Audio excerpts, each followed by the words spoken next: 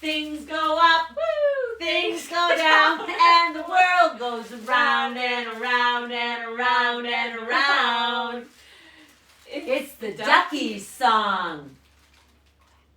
It's the Duckies song. Nice, nice. I'm really glad you came to join me again, Tony. Hey, listen. We are today going to talk about ducks and about eggs, really about eggs and the animals that lay eggs and what kind of animals they are. So, Tony, would you please do the cheer again with me? Excellent. Right on. As you can see, we're ready. I hope you guys are thinking about this. And remember, we got chaleza. So it would be like that anchor. So we're going to do like chaleza. And then membrane. Remember, membrane. It's like it protects all the contents inside the egg. That is in my face.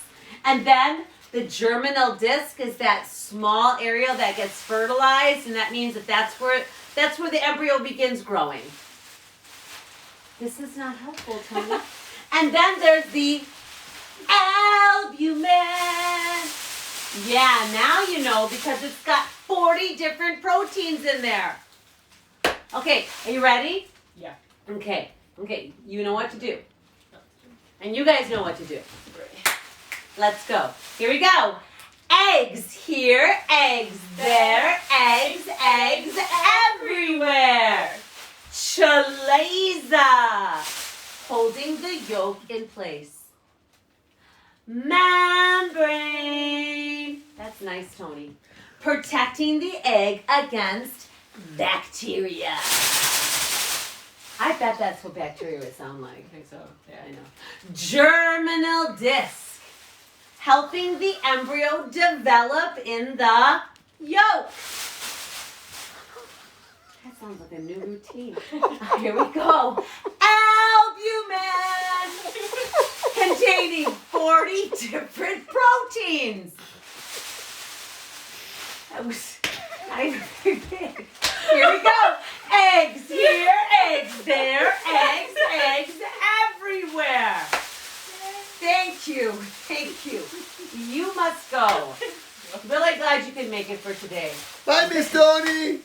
I'm telling you, I give her a couple of pom-poms and it gets crazy. Friends, this is really what we're about today. This is one of my favorite books. It's Ruth Heller. She is an author. And what I like about her is she always writes texts, that means books, literature, about things that are actually science, like about science. So this originates on a scientific concept such as what kind of animals lay eggs? And it says chickens aren't the only ones. And we know that because we have ducks in my house, and ducks lay eggs, and chickens lay eggs.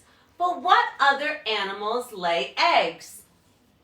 Are you already thinking about some that you know lay eggs? I love this because we're going to learn a really big word about the type of animal that lays eggs.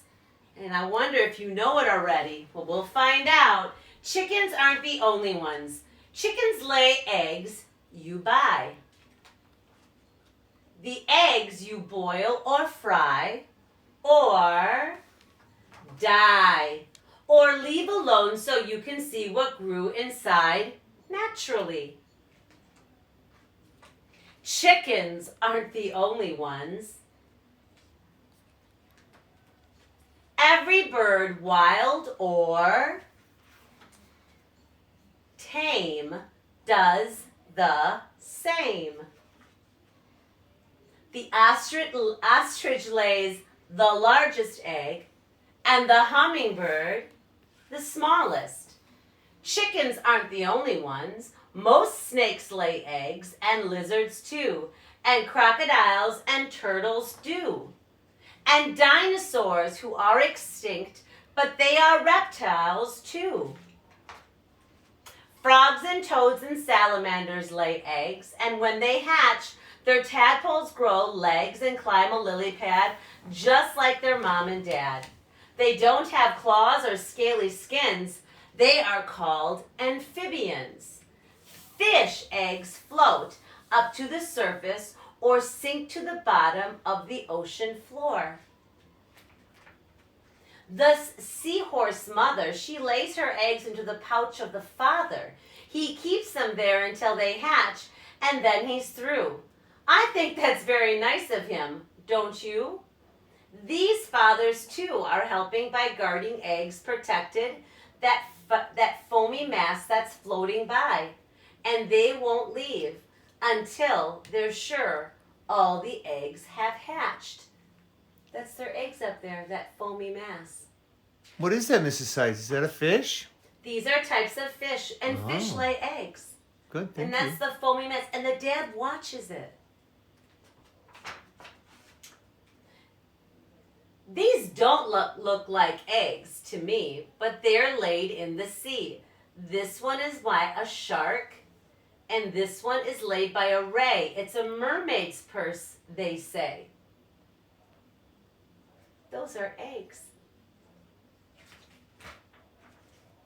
The octopus is said to shed 100,000 eggs and then to hang them up in strings attached to rocks or caves. The moon snail's eggs are mixed with sand to form this collar-looking band.